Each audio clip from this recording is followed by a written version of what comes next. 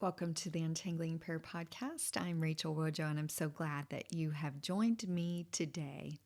I am excited. It's Thanksgiving week. That means family time.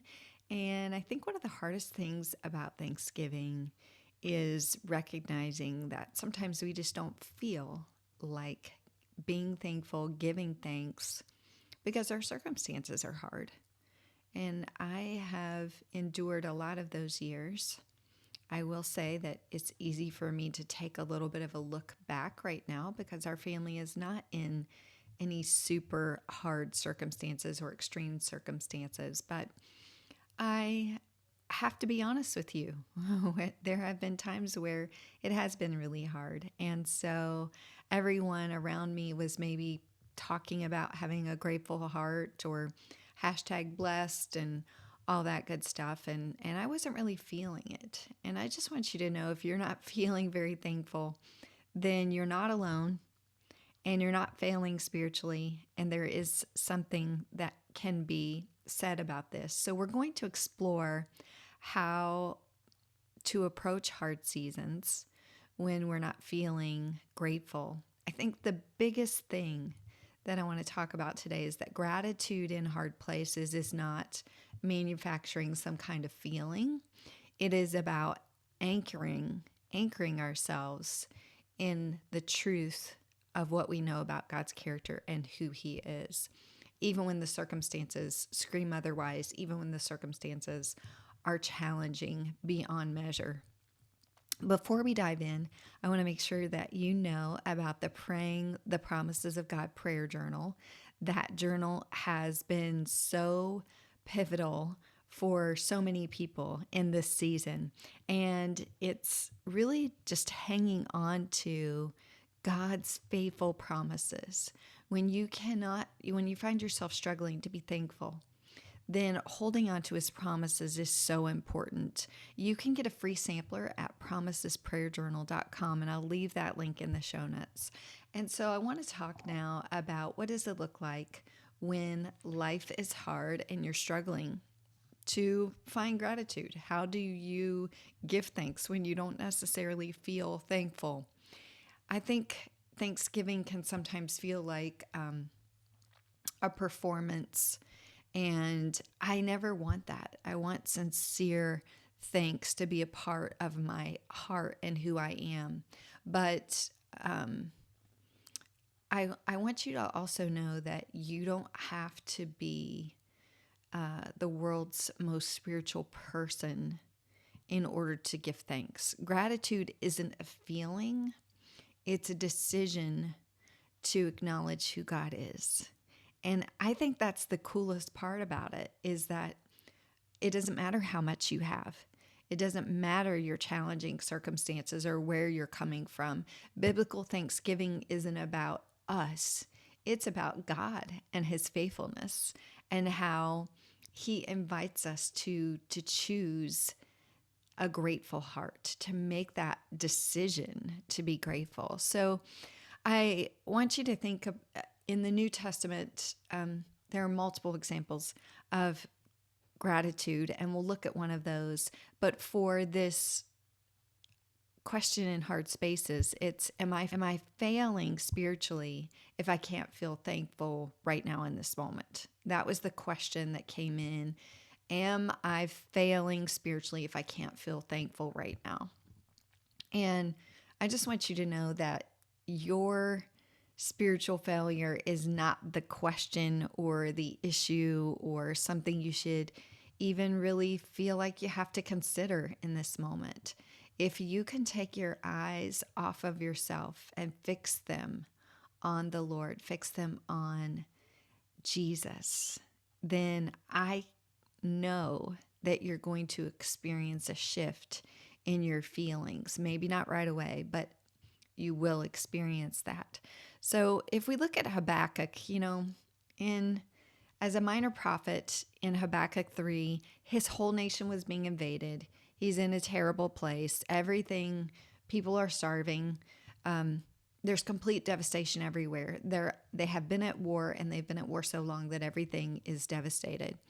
And he says, Though the fig tree does not bud, and there are no grapes on the vine, though the olive crop fails, and the fields produce no food, though there are no sheep in the pen and no cattle in the stalls, yet I will rejoice in the Lord. So it's interesting. His gratitude list was not of all the things that he was thankful for. His gratitude, his list was, these are all the things that are going wrong. He's listing everything that is not working. And I think that the circumstances he was living in were extremely dire. He says, yet I will rejoice. So what was he rejoicing in if he didn't have anything to rejoice in, if his circumstances, his physical items that he owned were not such that he could give thanks? What was he rejoicing in? He was saying, even if everything falls apart, and even if I am experiencing starvation, devastation, I will choose to rejoice, not in my situation, not because of my circumstances, but I will rejoice in who God is. There's a difference, rejoicing in the Lord, not in the circumstances and not for the circumstances. No matter the circumstances, you can rejoice because those are a sidebar. Those are not the main course. God loves you so much, and he is faithful, and his character is consistent and stays the same. So why does it matter? Well, if we wait till we feel thankful to give thanks, then we probably won't do it. We have to choose to make our thanksgiving about God's character and his authority over what we have and who we belong to and how we are. So one type of faith is circumstance dependent. One type of thanksgiving or gratitude is circumstance dependent, things dependent. The other is God dependent. Your feelings can be valid without having the final word. So if you're struggling to give thanks, that feeling, it might be a real feeling, and that doesn't mean it's invalid. Excuse me. It just means that you don't have to let that feeling be the dictator, be the boss over how you choose to respond to your circumstances. I hope that hard question is resonating with you, as this reader wrote in about, am I failing spiritually if I can't feel thankful right now? If you're facing this Thanksgiving with a heavy heart, you remember you don't have to fake gratitude. You really don't. This is not something that has to be feigned or mustered up. Honest acknowledgement of pain plus trusting in God's character equals true thanksgiving. Thanks so much for listening into that segment of Questions in Hard Places. We'll be right back after this word from our sponsors. Thank you for allowing that word from our sponsors. And now I'm diving into the podcast segment we call Weekly Pray More, Worry Less, Encouragement. And this week's principle is about gratitude and really focusing on the fact that gratitude is not actually about your circumstances. It's about God's character in your circumstances, who he is. This is how we move from God, thank you for this, to God, thank you in this. And that difference of for or in is whether or not we're trusting that God is who he says he is and that he will do what he says he will do. I think that thank you in this means that we have a firm grasp that God's presence is with us in our circumstances, no matter what we're going through. If I didn't believe this to the core of my being, I wouldn't have been able to sit by the bedside of my loved ones as they left this earth and made their journey to heaven. In Philippians, Paul is writing from jail. He's literally in chains. His environment is of the worst conditions. He's facing potential execution at this point. And he doesn't thank God for being in prison. He wasn't thanking God for his environment. But he does say this, Rejoice in the Lord always. I will say it again, rejoice. And I love that he uses the word in there, in the Lord, because a few verses down in Philippians 4:11, he says, I have learned to be content no matter the circumstances. He's not content because of pleasant circumstances. He's content in the Lord despite the difficult circumstances. I think that in First Thessalonians, he reiterates this again: rejoice always, pray continually, give thanks in all circumstances, for this is God's will for you in Christ Jesus. The key phrase there again is the word in. It's not for all circumstances, because you may not like your circumstances. Your circumstances may be extremely challenging, but we're not thanking God for hard things happening or hard environments or difficult challenges. We're thanking God that He is present with us no matter what. There's a world of difference between those two. I think that when we choose to acknowledge what's true about our circumstances, declare what's true about God's character, choose to thank Him, and then embrace that process of acknowledging what's true, declaring what's true about God, and then choosing to thank Him for His presence. That process can really shift our thinking. Look at it this way. The first one, an example might be, Lord, this has been a devastating year. But then the second part of the prayer is where you declare what's true about God's character. This is a devastating year, but you have never left my side. That's the truth. And then how that shifts us is we can say thank you to God for who He is. Thank you for being my rock. And do you see how I went from the acknowledgement of the terrible circumstance to who God is in that circumstance, to how that can shape my perspective? And there's no spiritual bypassing. Maybe you're facing an empty chair at the table this year and someone you love is no longer there. Or maybe you're hosting family and those family hurt you and you're dreading the interactions. Or maybe you're alone and you don't want to be alone, but those are just the circumstances you're under right now. Maybe your finances are tight and getting a meal together feels really stressful. Wherever your hard place is this Thanksgiving, I want you to know that God meets you there.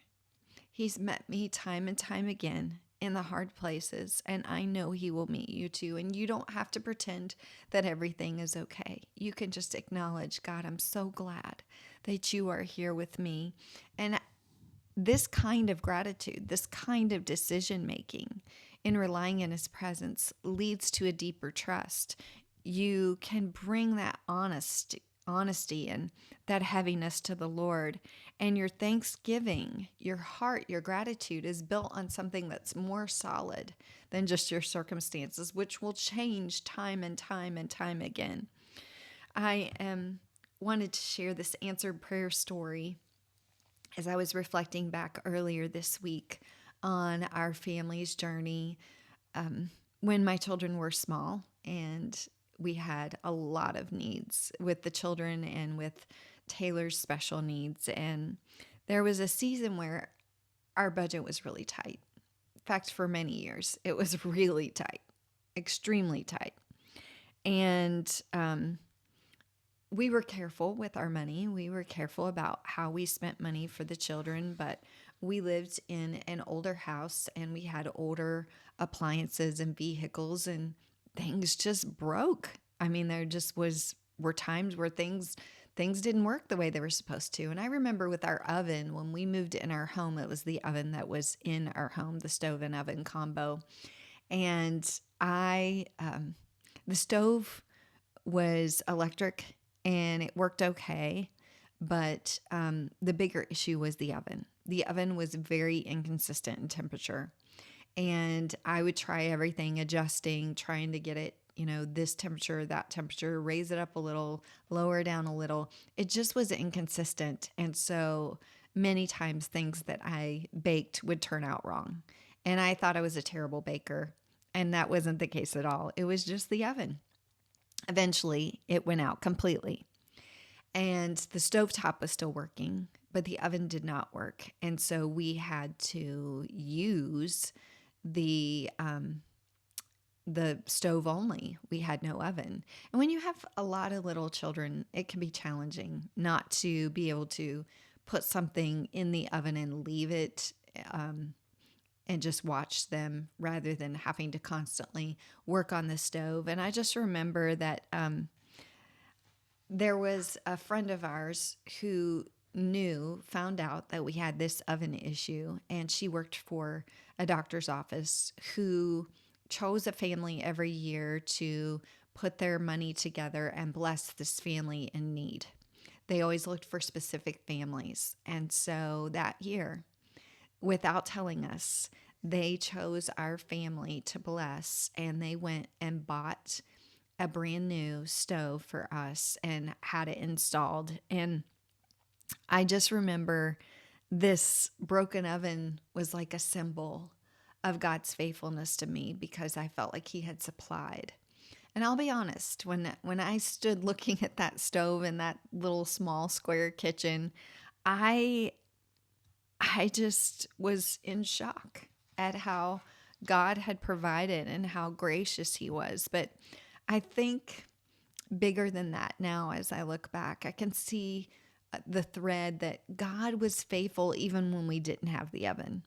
He was faithful in that 6 months to give me extra grace to figure out how to manipulate the meals so that I could keep my children fed, happy, safe. My husband and I could prepare and minister to our own family, our own kids. Maybe you're in a season where you just can't see God's provision yet. You've been waiting on your stove moment, and you're trying to get through another day. You're asking God, hey, do you care about our struggles? I just want you to know that He is faithful, and His faithfulness isn't dependent on your emotional response, and your struggle is not invisible to Him, and it doesn't make you invisible to Him. He sees you. He knows your need. He's faithful. And that's worth giving thanks for when everything feels uncertain. I remember trying to go through that Thanksgiving without an oven. And I think doing that made me more grateful for the oven when it did come in the month of December, right before Christmas, on Christmas Eve of all times. I'm just so grateful to the Lord for how He sees us. He knows our needs. He's faithful. And even when the answers haven't come, we can rely on His presence, for which I'm so very grateful. That's worth giving thanks for, even when everything else feels uncertain. When we're standing in hard places, maybe it's a small square kitchen with a broken oven, or an empty bank account, or a difficult challenge, an empty heart, a grieving heart. We need something that's more solid than our feelings. We need God's promises, and we need to be able to rely on Him. So if you're struggling today, I want you to remember with giving thanks that the Lord is good, whether we have what we need in the moment or not. His faithfulness is true. And when gratitude feels hard and the words feel impossible, then you can remember that God's words never run out. They are always true. And so I'm praying for you that as you find the words of thanksgiving and gratitude in your heart for who God is, not necessarily for what He's done, that every hard season that follows, you'll look back on the journey of the next few weeks of the holiday season, and particularly this Thanksgiving, and recognize that God is with you, even in the hardest circumstances, and His faithfulness is something we can be thankful for. Thank you for joining me on the Untangling Prayer Podcast. I pray that this Thanksgiving, even if your circumstances are hard, you can remember who God is and that His character can be trusted. I want you to recognize that God is still God, even when life is hard. Until next time, remember, God sees you, He hears you, and He knows your need. Happy Thanksgiving.